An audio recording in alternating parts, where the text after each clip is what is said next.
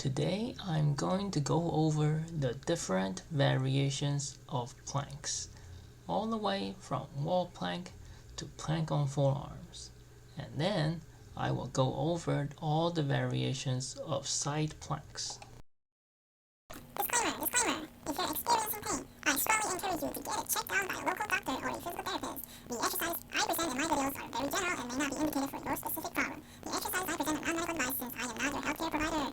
You're Encouraged to seek local help from a professional who can recommend treatment specific to your individual needs. You are responsible for any injury or increased pain if you choose to try any of the exercises from my videos. Even though I try to be very thorough with my explanations and have a lot of experience with the topic, I cannot and will not be able to attend to your specific symptoms and needs. To do a wall plank, find a wall and put your hands on the wall. Step back and straighten your arms and back. Tighten your abdominals and hold for 30 seconds. A plank on counter is the same as wall plank, but with the hands on the countertop or table instead of a wall. You can also drop to your forearms to make it a little more difficult. To do plank on knees, first get on all fours and then straighten your arms and your back. Keep your abdominals engaged and make sure to breathe. To do a full plank, begin on all fours, then push your legs and your back straight. Make sure to tighten your abdominals and your quads, and remember to breathe. You can make a full plank more difficult by dropping onto your forearms.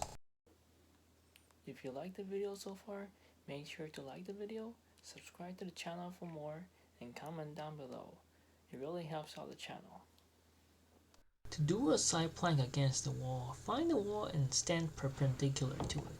Put your hand against the wall and sidestep away from the wall to straighten your arm.